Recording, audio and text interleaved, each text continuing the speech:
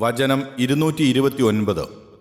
അത്തൊലാഖു വിവാഹമോചനം, തൊലാഖ് മർറതാനി രണ്ടു പ്രാവശ്യമാകുന്നു. ഫഇംസാകുൻ എന്നിട്ട് പിടിച്ചുവെക്കൽ അഥവാ പിരിച്ചയക്കാതിരിക്കുക. ബിമഅറൂഫിൻ ആചാരമനുസരിച്ച്, മര്യാദയനുസരിച്ച്. ഔ തസ്രീഹുൻ അല്ലെങ്കിൽ പിരിച്ചയക്കുക, വേർപ്പെടുത്തുക, വിട്ടയക്കുക. ബി ഇഹ്സാനിൻ നന്മ ചെയ്തുകൊണ്ട്, നല്ല നിലക്ക്. വലാ യഹില്ലു അനുവദനീയമാകുകയില്ല. ലക്കും നിങ്ങൾക്ക്. അൻ തഅഖുദു നിങ്ങൾ വാങ്ങൽ. മിമ്മാ ആതൈതുമൂഹുന്ന അവർക്ക് നിങ്ങൾ കൊടുത്തതിൽ നിന്ന്. ശൈഉൻ യാതൊന്നും. ഇല്ലാ അൻ യഖാഫ അവർ രണ്ടുപേരും ഭയപ്പെടുന്നതായാലല്ലാതെ. അല്ലാ യുഖീമ അവർ നിലനിർത്തുകയില്ലെന്ന്, നടത്തിപ്പോരുകയില്ലെന്ന്. ഹുദൂദുല്ലാ അല്ലാഹുവിൻ്റെ അതിർത്തികളെ, പരിധികളെ. ഫഇൻ ഖിഫ്തും ഇനി നിങ്ങൾ ഭയപ്പെട്ടുവെങ്കിൽ. അല്ലാ യുഖീമ അവർ രണ്ടാളും നിലനിർത്തുകയില്ലെന്ന്. ഹുദൂദല്ലാ അല്ലാഹുവിൻ്റെ അതിർത്തികളെ, പരിധികളെ. ഫലാ ജുനാഹ എന്നാൽ കുറ്റമില്ല, തെറ്റില്ല. അലൈഹിമ അവർ രണ്ടാളുടെയും മേൽ. ഫീമ യാതൊന്നിൽ. അഫ്തദത് അവൾ സ്വയം മോചിതയായി, ദണ്ഡം നൽകി. ബിഹി അതുകൊണ്ട്, അതുമൂലം. തിൽക അത്, അവ. ഹുദൂദുല്ലാ അല്ലാഹുവിൻ്റെ അതിർത്തികളാകുന്നു. ഫലാ തഅ്തദൂഹ അതിനാൽ നിങ്ങളത് വിട്ടുകടക്കരുത്, അതിക്രമിക്കരുത്, ലംഘിക്കരുത്. വമൻ യതഅദ്ദ ആരെങ്കിലും അതിക്രമിച്ചാൽ, വിട്ടുകടക്കുന്ന പക്ഷം. ഹുദൂദല്ലാ അല്ലാഹുവിൻ്റെ അതിരുകളെ. ഫഉലൈക ഹും എന്നാൽ അക്കൂട്ടർ തന്നെ. അൽളാലിമൂൻ അക്രമികൾ.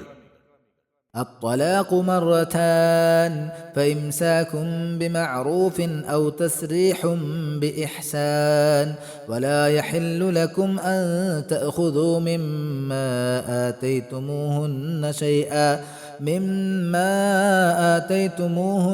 شيئا إلا أن يخافا ألا يقيما حدود الله فإن خفتم ألا يقيما حدود الله فلا جناح عليهما فيما افتدت به تلك حدود الله فلا تعتدوها ومن يتعد حدود الله فأولئك هم الظالمون. തൊലാഖ് അഥവാ വിവാഹമോചനം രണ്ട് പ്രാവശ്യമാകുന്നു ഉള്ളത്. എന്നിട്ട് പിന്നെ ആചാര്യമര്യാദയനുസരിച്ച് വെച്ചുകൊണ്ടിരിക്കുക, അല്ലെങ്കിൽ നന്മ ചെയ്തുകൊണ്ട് പിരിച്ചയക്കുക. ഇതാണ് വേണ്ടത്. നിങ്ങൾ അവർക്ക് അഥവാ ഭാര്യമാർക്ക് കൊടുത്തിട്ടുള്ളതിൽ നിന്ന് യാതൊന്നും തിരിച്ചുവാങ്ങൽ നിങ്ങൾക്ക് അനുവദനീയമാകയില്ല. അവർ അഥവാ ഭാര്യ ഭർത്താക്കൾ രണ്ടുപേരും അല്ലാഹുവിൻ്റെ നിയമ അതിർത്തികളെ നിലനിർത്തി പോരുകയില്ലെന്ന് അവർ ഭയപ്പെടുന്നതായാലല്ലാതെ. ഇനി അവർ രണ്ടുപേരും അല്ലാഹുവിൻ്റെ നിയമ അതിർത്തികളെ തങ്ങൾ നിലനിർത്തി പോരുകയില്ലെന്ന് നിങ്ങൾ ഭയപ്പെട്ടെങ്കിൽ, അപ്പോൾ അവൾ യാതൊന്ന് കൊടുത്തുകൊണ്ട് സ്വയം മോചിതയാകുന്നുവോ അതിൽ രണ്ടുപേരുടെ മേലും തെറ്റില്ല. അത് ഒക്കെയും അല്ലാഹുവിൻ്റെ നിയമ അതിർത്തികളാകുന്നു. ആകയാൽ അവയെ നിങ്ങൾ വിട്ടുകടക്കരുത്. ആർ അല്ലാഹുവിൻ്റെ നിയമ അതിർത്തികളെ വിട്ടുകടക്കുന്നുവോ അക്കൂട്ടർ തന്നെയാകുന്നു അക്രമികൾ. വചനം 230. ഫഇൻ തൊല്ലഖഹ എന്നിട്ട് അവൻ അവളെ വിവാഹമോചനം ചെയ്താൽ. ഫലാ തഹില്ലു ലഹു എന്നാൽ അവൾ അവന് അനുവദനീയമാകയില്ല. മിൻ ബഅദു പിന്നീട്, ശേഷം. ഹത്താ തൻകിഹ അവൾ വിവാഹം കഴിക്കുന്നത് വരെ. സൗജൻ ഒരു ഭർത്താവിനെ. ഗൈറഹു അവനല്ലാത്ത, അവനൊഴികെ. ഫഇൻ തൊല്ലഖഹ എന്നിട്ട് അവൻ അവളെ വിവാഹമോചനം ചെയ്താൽ. ഫലാ ജുനാഹ എന്നാൽ തെറ്റില്ല, അലൈഹിമ അവർ രണ്ടാളുടെ മേൽ, അൻ യതറാജഅ അവർ രണ്ടാളും അന്യോന്യം മടങ്ങുന്നതിന്, ഇൻ ളന്ന രണ്ടാളും വിചാരിച്ചെങ്കിൽ, ധരിച്ചാൽ, അൻ യുഖീമ രണ്ടാളും നിലനിർത്തുമെന്ന്, ഹുദൂദല്ലാ അല്ലാഹുവിൻ്റെ അതിർത്തികളെ, വതിൽക അവ അതും, ഹുദൂദുല്ലാ അല്ലാഹുവിൻ്റെ അതിർത്തികളാകുന്നു, യുബയ്യിനുഹ അവയെ അവൻ വിവരിക്കുകയാണ്, വ്യക്തമാക്കുകയാണ്, വ്യക്തമാക്കുന്നു, ലിഖൗമിൻ ഒരു ജനതയ്ക്ക്, ജനങ്ങൾക്ക് വേണ്ടി, യഅലമൂൻ അവർ അറിയും. فإن طلقها فلا تحل له من بعد حتى تنكح زوجا غيره فإن طلقها فلا جناح عليهما أن يتراجعا إن ظنا أن يقيما حدود الله فتلك حدود الله يبينها لقوم يعلمون. എന്നിട്ട് പിന്നെയും അവൻ അവളെ ത്വലാക്ക് അഥവാ വിവാഹമോചനം നടത്തിയെങ്കിൽ അവനല്ലാത്ത വേറെ ഒരു ഭർത്താവിനെ അവൾ വിവാഹം കഴിക്കുന്നതുവരേക്കും ഇനി അവൾ അവന് അനുവദനീയമാകുകയില്ല. എന്നിട്ട് അവൻ അഥവാ രണ്ടാമത്തേവൻ അവളെ വിവാഹമോചനം നടത്തിയെങ്കിൽ അപ്പോൾ അവർ രണ്ടുപേരും അന്യോന്യം മടങ്ങി വരുന്നതിന് അവരുടെ മേൽ തെറ്റില്ല. അതെ, അവർ രണ്ടാളും അള്ളാഹുവിൻ്റെ നിയമ അതിർത്തികളെ തങ്ങൾ നിലനിർത്തി പോരുമെന്ന് വിചാരിക്കുകയാണെങ്കിൽ അവ ഒക്കെയും അള്ളാഹുവിൻ്റെ നിയമ അതിർത്തികളാകുന്നു. അറിയുന്ന ജനങ്ങൾക്കു വേണ്ടി അവൻ അവ വിവരിച്ചു കൊടുക്കുകയാണ്. 229, 230 എന്നീ വചനങ്ങളുടെ വിശദീകരണം. കഴിഞ്ഞ 224, 225 വചനങ്ങളിൽ സത്യത്തെ സംബന്ധിച്ച ചില കാര്യങ്ങൾ അള്ളാഹു പ്രസ്താവിച്ചു. തുടർന്നുള്ള 2 വചനങ്ങളിൽ ഒരു പ്രത്യേകതരം സത്യമായ ഈലായിനെക്കുറിച്ചും പ്രസ്താവിച്ചു. സന്ദർഭവശാൽ അതിനോട് ബന്ധപ്പെട്ടുകൊണ്ട് ത്വലാഖിനെ അഥവാ വിവാഹമോചനത്തെ സംബന്ധിച്ചും സ്പർശിക്കുകയുണ്ടായി.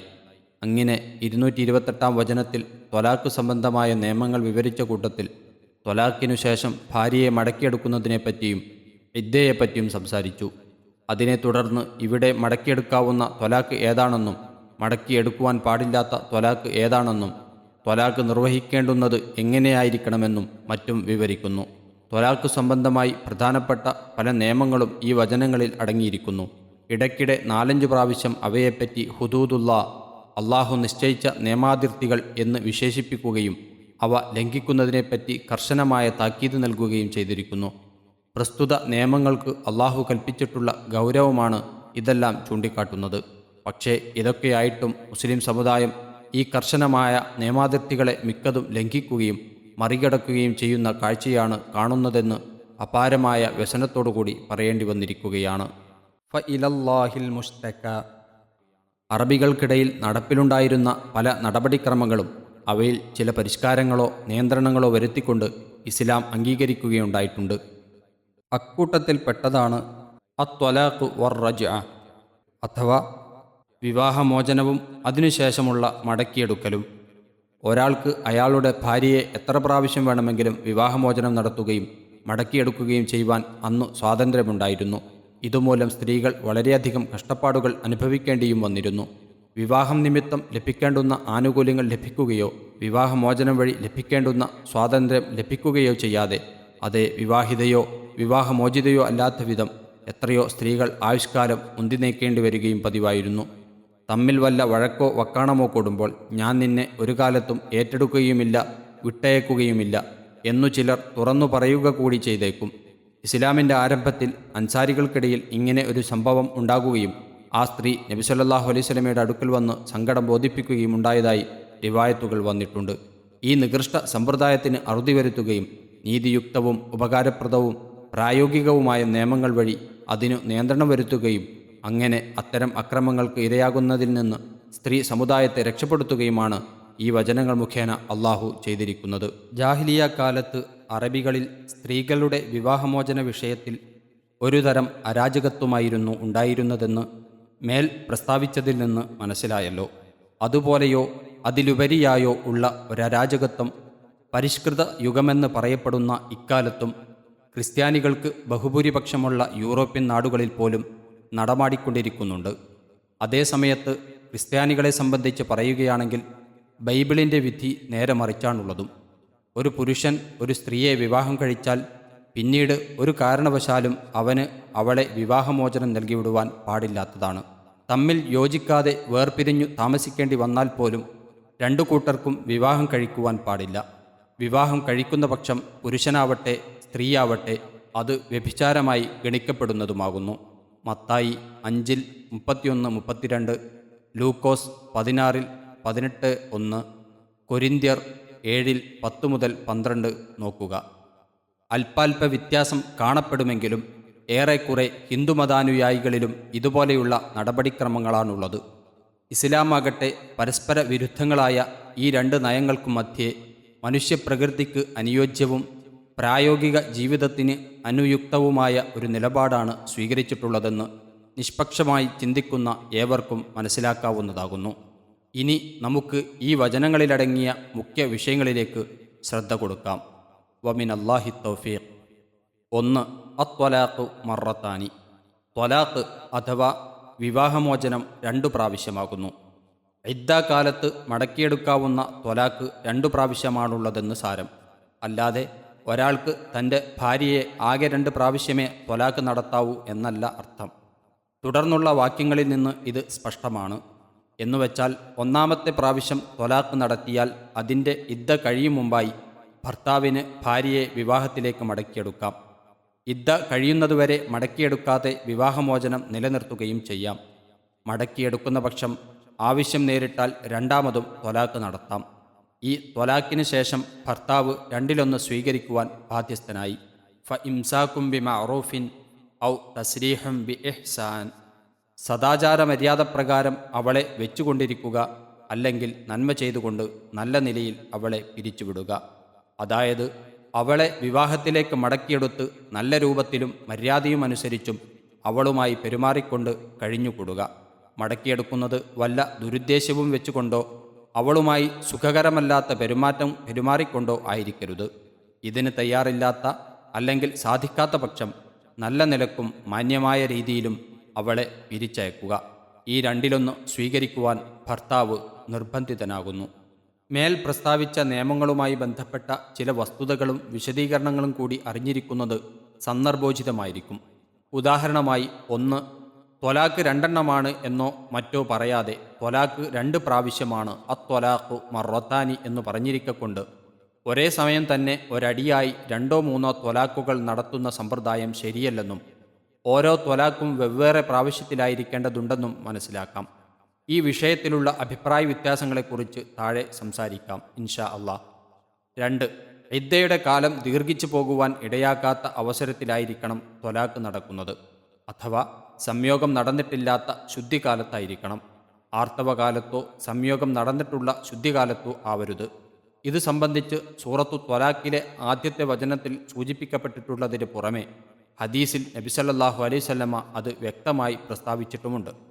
വിശദ വിവരത്തിന് സൂറത്തു ത്വലാഖിൻ്റെ വ്യാഖ്യാനം നോക്കുക. 3. 1-ാം പ്രാവശ്യത്തെ ത്വലാഖിനെ തുടർന്നുള്ള ഇദ്ദ അവസാനിക്കുന്നതുവരെ മടക്കിയെടുക്കാത്ത പക്ഷം പിന്നീട് അവൾക്ക് വേറെ വിവാഹം കഴിക്കാം. ഇരു വിഭാഗക്കാർക്കും ഇഷ്ടമാണെങ്കിൽ വിവാഹമോചനം നടത്തിയ ആദ്യത്തെ ഭർത്താവിന് തന്നെയും അവളെ വിവാഹം കഴിക്കാവുന്നതാണ്. 2-ാം പ്രാവശ്യം ത്വലാഖ് നടത്തിയാലുള്ള വിധിയും ഇതുപോലെ തന്നെ. ഇദ്ദാകാലത്ത് മടക്കിയെടുക്കായിക കൊണ്ടോ താഴെ പറയും പ്രകാരം പ്രതിഫലം വാങ്ങിക്കൊണ്ടുള്ള ത്വലാഖായത് അഥവാ ഖുൽഅ് നിമിത്തമോ ആണ് ഭാര്യയും ഭർത്താവും തമ്മിൽ വേർപെട്ടു പോകുന്നതെങ്കിൽ അതിന് ബൈനൂനത്തുൻ സുഗ്റ അഥവാ ചെറിയ വേർപാട് എന്നാണ് സാങ്കേതിക ഭാഷയിൽ പറയപ്പെടുക. കാരണം വേണമെങ്കിൽ ഈ വേർപാടിന് ശേഷവും അവർക്ക് പുതിയൊരു വിവാഹം മുഖേന പഴയ ബദ്ധത്തിലേക്ക് മടങ്ങാവുന്നതാണ്. 3-ാം പ്രാവശ്യത്തെ ത്വലാഖിന് ശേഷം മടക്കിയെടുക്കുവാൻ പാടില്ല. താഴെ പറയുന്ന പ്രകാരം മറ്റൊരാൾ വിവാഹം കഴിക്കുകയും അവൻ വിവാഹമോചനം നടത്തി ഇദ്ദ കഴിയുകയും ചെയ്താലല്ലാതെ വീണ്ടും വിവാഹം കഴിപ്പാനും പാടില്ല. അതുകൊണ്ട് ഈ വേർപാടിന് ബൈനൂനത്തുൻ കുബറ അഥവാ വലിയ വേർപാട് എന്നും പറയപ്പെടുന്നു. 4. ഹൈല് അഥവാ ആർത്തവകാലത്തോ സംയോഗം നടന്നിട്ടുള്ള ശുദ്ധികാലത്തോ ത്വലാക്ക് നടത്തുന്നത് വിരോധിക്കപ്പെട്ടിരിക്കുന്നു. അതിന് അനാചാരമായ ത്വലാക്ക് ത്വലാഖും ബിദ്അ എന്ന് പറയപ്പെടുന്നു. ഈ ത്വലാക്ക് സാധുവാകുമോ എന്നതിൽ പണ്ഡിതന്മാർക്കിടയിൽ അഭിപ്രായ വ്യത്യാസമുണ്ടെങ്കിലും അത് വിരോധിക്കപ്പെട്ടതാണെന്നുള്ളതിൽ സംശയമില്ല. 2. വലാ യഹില്ലു ലക്കും അൻ തഖുദൂ മിമ്മ ആതീതുമൂഹുന്ന ശൈആ. നിങ്ങൾ അവർക്ക് കൊടുത്തിട്ടുള്ളതിൽ നിന്ന് യാതൊന്നും തിരിച്ചു മേടിക്കുവാൻ നിങ്ങൾക്ക് പാടില്ല. വിവാഹത്തിൽ മഹറായി അഥവാ വിവാഹമൂല്യമായി നൽകപ്പെട്ട ധനമോ അതിൻ്റെ ഒരു ഭാഗമോ തിരിച്ചു വാങ്ങിക്കൂടാ എന്നുദ്ദേശം.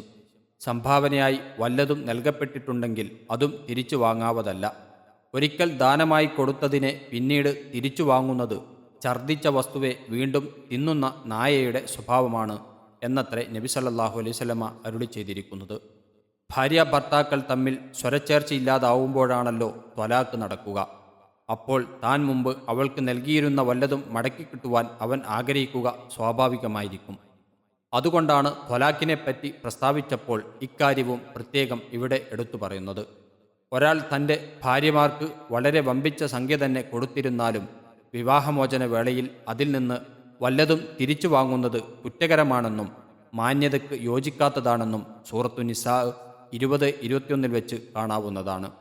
എങ്കിലും അവൾ സന്തോഷപൂർവ്വം വല്ലതും വിട്ടുകൊടുക്കുന്ന പക്ഷം അത് സ്വീകരിക്കുന്നതിന് വിരോധമില്ലതാനും. നിസാ 4. എന്നാൽ രണ്ടുപേരും തമ്മിൽ യോജിച്ചും പരസ്പര ബാധ്യതകൾ നിറവേറ്റിയും കൊണ്ട് ഒത്തൊരുമിച്ച് കഴിയുകയില്ലെന്ന് കണ്ടാൽ ഈ നിരോധം ബാധകമല്ല. അതാണ് ഇല്ലാ അൻ യഖാഫ അല്ലാ യുഖീമ ഹുദൂദല്ലാഹ് അഥവാ അള്ളാഹുവിൻ്റെ നിയമാതിർത്തികളെ അവർ രണ്ടാളും നിലനിർത്തുകയില്ലെന്ന് അവർ ഭയപ്പെട്ടാലൊഴികെ എന്നു പറഞ്ഞതിൻ്റെ സാരം. ഈ അവസരത്തിൽ എന്താണ് പോംവഴി എന്ന് അടുത്ത വാക്യത്തിൽ നിന്ന് മനസ്സിലാക്കാം. 3. ഫഇൻ ഖിഫ്തും അല്ലാ യുഖീമ ഹുദൂദല്ലാഹ് ഫലാ ജുനാഹ അലൈഹിമ ഫീമഫ്തദത് ബിഹ്. അഥവാ ഇനി അവർ രണ്ടുപേരും അള്ളാഹുവിൻ്റെ നിയമാതിർത്തികളെ നിലനിർത്തുകയില്ലെന്ന് നിങ്ങൾ ഭയപ്പെട്ടാൽ അപ്പോൾ അവൾ ഏതൊന്നു കൊടുത്തുകൊണ്ട് സ്വയം മോചിതയാകുന്നുവോ അതിൽ രണ്ടുപേർക്കും തെറ്റില്ല.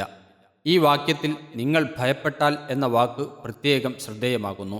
ഇരുപക്ഷത്തുമുള്ള ഉത്തരവാദപ്പെട്ടവർ, ഭരണകർത്താക്കൾ, മധ്യസ്ഥന്മാർ മുതലായവരെയാണ് ഇത് അഭിമുഖീകരിക്കുന്നത്.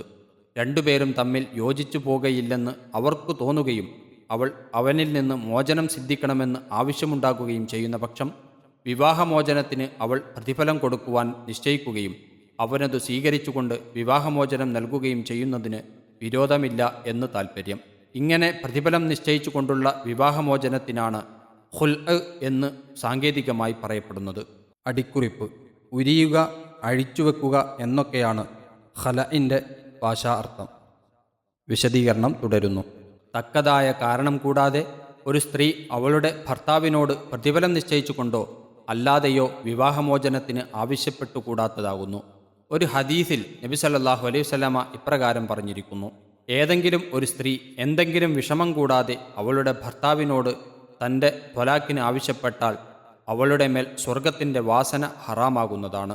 ഇബ്നു ജരീർ, തിർമിദി, അഹ്മദ്, അബൂദാവൂദ്. ഈ ഹദീസിനെ അടിസ്ഥാനമാക്കി തമ്മിൽ കക്ഷിവഴക്കില്ലാത്തപ്പോൾ ഖുൽഅ് പാടില്ല എന്ന് പല മഹാന്മാരും അഭിപ്രായപ്പെട്ടിരിക്കുന്നു.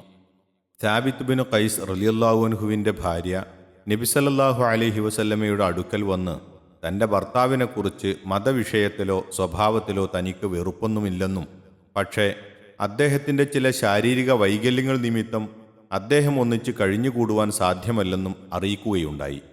അദ്ദേഹം അവർക്ക് മഹറായി നൽകിയിരുന്ന തോട്ടം അങ്ങോട്ട് മടക്കി കൊടുക്കാമോ എന്ന് നബി സല്ലല്ലാഹു അലൈഹി വസല്ലമ അവരോട് ചോദിച്ചു. കൊടുക്കാമെന്ന് അവർ മറുപടി പറഞ്ഞു. ആ തോട്ടം സ്വീകരിച്ചുകൊണ്ട് അവർക്ക് ത്വലാക്ക് നൽകുവാൻ നബി സല്ലല്ലാഹു അലൈഹി വസല്ലമ സാബിത്ത് റളിയല്ലാഹു അൻഹുവിനോട് ആവശ്യപ്പെടുകയും ചെയ്തു. ഈ സംഭവം ബുഖാരി റഹിമഹുല്ല മുതലായവർ ഉദ്ധരിച്ചിട്ടുള്ളതാകുന്നു. ഖുൽഇൽ പ്രതിഫലമായി നിശ്ചയിക്കപ്പെടുന്ന സംഖ്യ വിവാഹവേളയിൽ നൽകപ്പെട്ട മഹറിനേക്കാൾ കവിയാതിരിക്കുകയാണ് നല്ലതെന്ന് ഈ ഹദീസിൽ നിന്ന് മനസ്സിലാകുന്നു. കൂടുതൽ ആവശ്യപ്പെടുന്നത് നീതിയും മര്യാദയുമല്ലതാനും. അതുകൊണ്ട് ഖുൽഇൽ നിശ്ചയിക്കുന്ന പ്രതിഫലം മഹറിനേക്കാൾ കവിയുവാൻ പാടില്ലെന്ന് ഒരു വിഭാഗം പണ്ഡിതന്മാർ അഭിപ്രായപ്പെട്ടിരിക്കുന്നു. എങ്കിലും അവൾ ഏതൊന്നു കൊടുത്തുകൊണ്ട് സ്വയം മോചിതയാകുന്നുവോ അതിൽ രണ്ടാൾക്കും തെറ്റില്ല. ഫലാ ജുനാഹ അലൈഹിമാ ഫീമഫ്തദത് ബിഹി എന്നാണല്ലോ അള്ളാഹു പറഞ്ഞ വാക്ക്. അവൾക്ക് ഭർത്താവിൽ നിന്ന് മോചനം സിദ്ധിക്കുവാൻ വേണ്ടി അവൾ സ്വയം നൽകുന്ന ഏതു പ്രതിഫലവും സ്വീകരിക്കാമെന്നാണ് ഇതിൽ നിന്ന് ധ്വനിക്കുന്നത്. കൂടുതൽ ഒന്നും വാങ്ങിക്കൂടാ എന്ന് ഹദീസിൽ വ്യക്തമാക്കപ്പെട്ടിട്ടുമില്ല.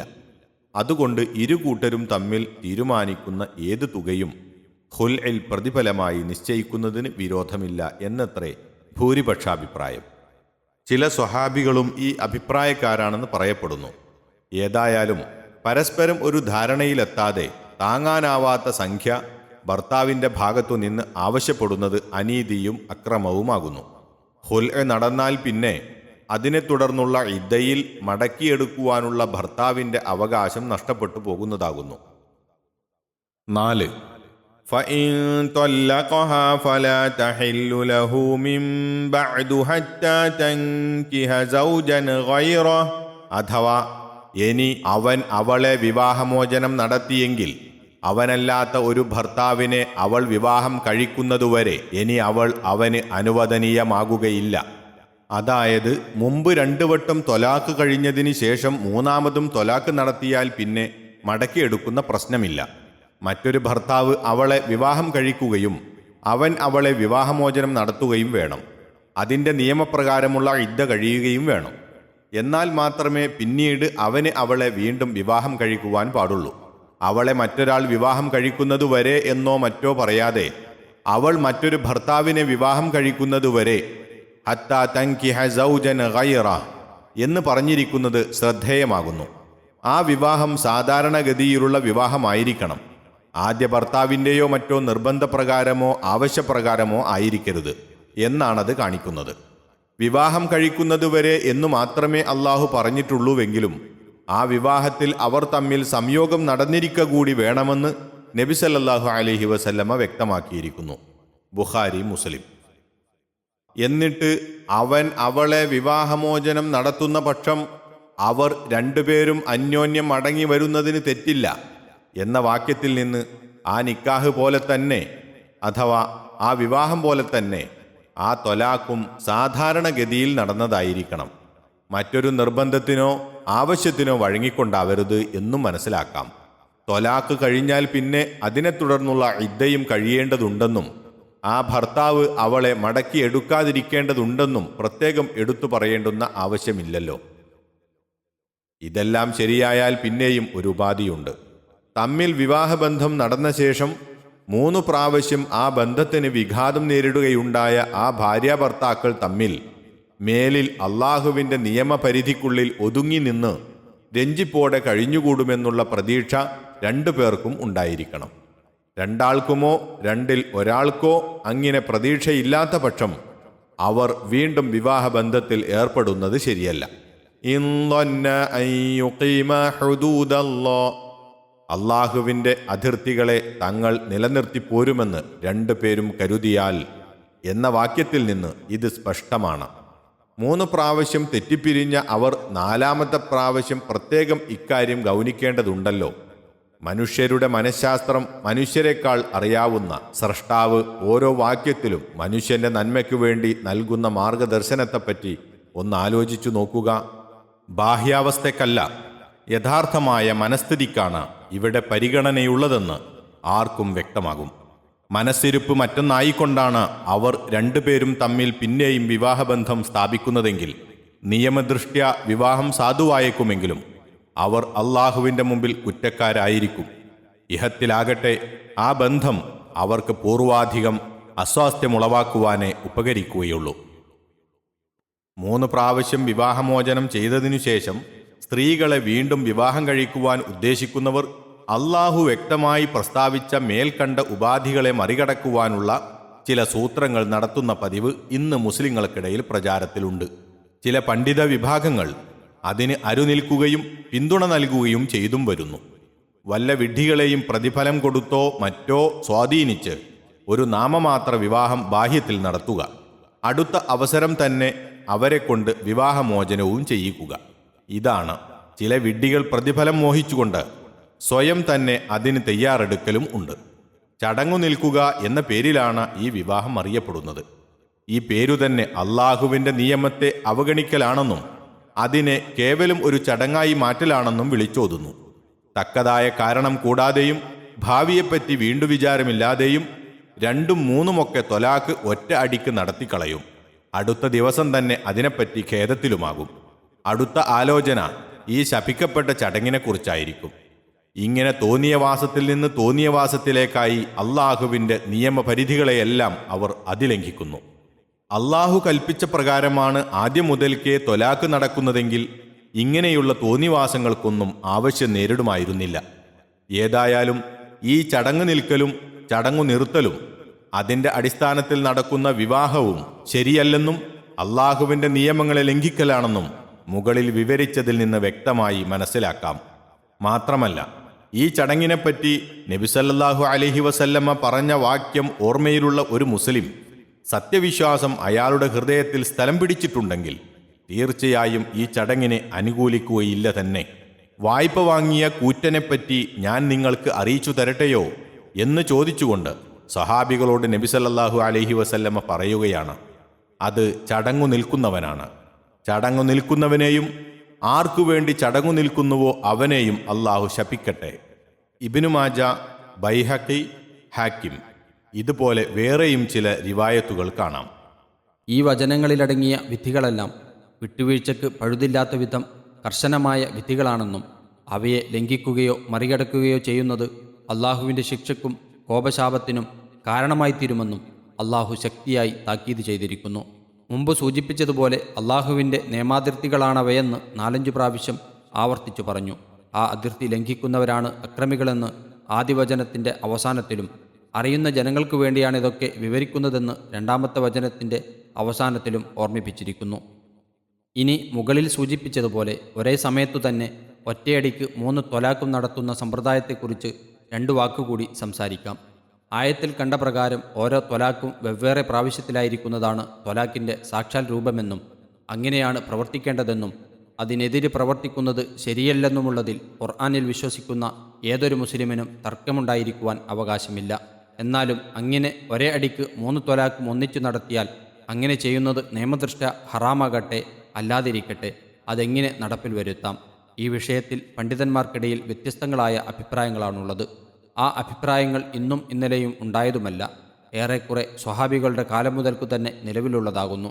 എത്രയോ കക്ഷിവഴക്കുകളും ആരോപണ പ്രത്യാരോപണങ്ങളും ഇത് സംബന്ധിച്ച് മുമ്പ് നടന്നിട്ടുണ്ട്, ഇപ്പോഴും നടക്കുന്നു. പണ്ഡിതന്മാർക്കിടയിലുള്ള അഭിപ്രായങ്ങളും ത്വലാഖിന് പ്രയോഗിക്കുന്ന വാക്കുകളെ അടിസ്ഥാനമാക്കിയുള്ള വിശദീകരണങ്ങളും ഓരോ അഭിപ്രായത്തിൻ്റെയും ന്യായങ്ങളും തെളിവുകളും എതിർഭാഗത്തു നിന്നുള്ള മറുപടികളും സാമാന്യമായിട്ടെങ്കിലും വിവരിക്കുന്ന പക്ഷം അതൊരു പ്രത്യേക ഗ്രന്ഥം തന്നെ ആയിത്തീരും.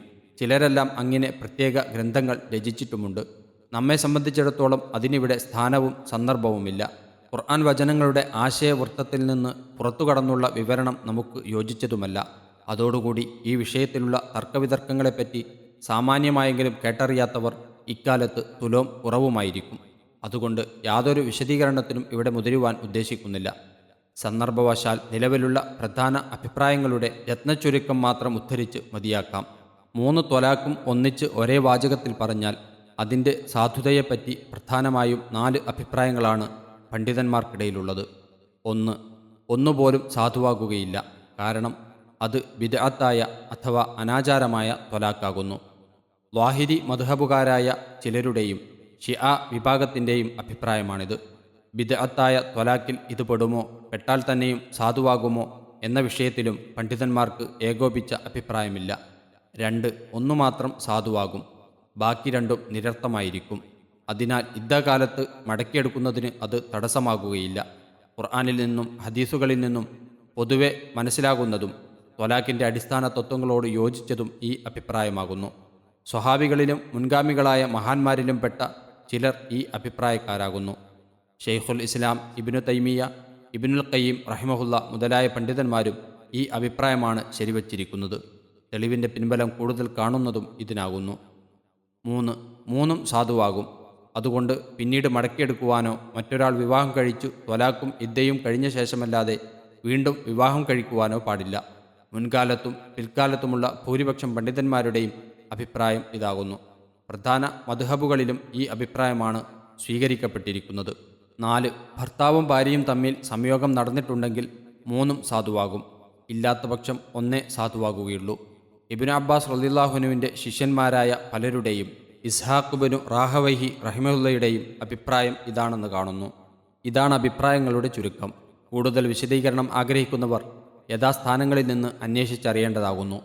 മേൽക്കണ്ട അഭിപ്രായ വ്യത്യാസങ്ങളെക്കുറിച്ച് വിവരിച്ച ശേഷം പ്രസിദ്ധ ഹദീസു ഗ്രന്ഥമായ ബുലൂഗുൽ മറാമിൻ്റെ വ്യാഖ്യാതാവ് അല്ലാമ മുഹമ്മദ് ബിനു ഇസ്മായിൽ സ്വൻആനി റഹിമഹുല്ല ചെയ്ത ഒരു പ്രസ്താവനയുടെ സാരം ഇവിടെ ഉദ്ധരിക്കുവാൻ ആഗ്രഹിക്കുന്നു. അദ്ദേഹം പറയുന്നു, ശാഖാവിഷയങ്ങളിൽ ചർച്ച നടത്തുന്നവർ ഈ വിഷയത്തിൽ ദീർഘമായി സംസാരിച്ചിട്ടുണ്ട്. ഉമർ റളിയല്ലാഹു അൻഹു 3 ത്വലാഖും നടപ്പിലാക്കി. അടിക്കുറിപ്പ്: ഒരേ അവസരത്തിൽ നടത്തപ്പെട്ട 3 ത്വലാഖാണ് ഉദ്ദേശ്യം എന്നതിനെ ആസ്പദമാക്കി 4 മദ്ഹബുകളുടെ ആൾക്കാരെല്ലാം അതിൽ യോജിച്ചിരിക്കുന്നു. അടിക്കുറിപ്പ്: ജനങ്ങൾ ത്വലാഖിൻ്റെ കാര്യത്തിൽ ധൃതി കൂട്ടി തുടങ്ങിയതുകൊണ്ട് അവരെ ഒരു പാഠം പഠിപ്പിക്കുവാനായിരുന്നു അങ്ങനെ അദ്ദേഹം നടപ്പാക്കിയതെന്ന് അതേ റിവായത്തിൽ തന്നെ കാണാം. അതിനോട് വിയോജിക്കുന്നവരെപ്പറ്റി അവരുടെ പ്രതിഷേധം വളരെ കഠിനമാകുന്നു. 1 സാധുവാകുകയുള്ളൂ എന്ന് ഫത്വ ചെയ്ത അഥവാ വിധി പറഞ്ഞ കാരണത്താൽ ഷെയ്ഖുൽ ഇസ്ലാം ഇബ്നു തൈമിയ റഹിമഹുല്ല മർദ്ദനമേൽക്കുകയും അദ്ദേഹത്തിൻ്റെ ശിഷ്യൻ ഹാഫിദ് ഇബ്നുൽ ഖയ്യിം റഹിമഹുല്ലയെ ഒട്ടകപ്പുറത്ത് കയറ്റി നാട് ചുറ്റിക്കുകയും ഉണ്ടായിട്ടുണ്ട്. ശാഖാപരമായ ഒരു വിഷയത്തിലുള്ള കടുത്ത പക്ഷപാത മനസ്ഥിതി മാത്രമാണിതെന്ന് പറയേണ്ടതില്ല. സമുദായത്തിലെ മുൻഗാമികൾക്കും പിൻഗാമികൾക്കും അഭിപ്രായ വ്യത്യാസമുള്ള ഒരു വിഷയമാണിത്. എന്നിരിക്കെ ഭിന്നാഭിപ്രായമുള്ള വിഷയങ്ങളിൽ എന്തെങ്കിലും ഒന്നിനെ അനുകൂലിക്കുന്നവരെപ്പറ്റി ആക്ഷേപിക്കുവാനില്ലെന്ന വസ്തുത പ്രസിദ്ധമാണ്. ചിന്തകരും ഭയഭക്തന്മാരുമാകുന്ന നീതിമാന്മാരും അല്ലാത്തവരും തമ്മിൽ വേർതിരിയുന്നത് ഇങ്ങനെയുള്ള സന്ദർഭങ്ങളിലാകുന്നു.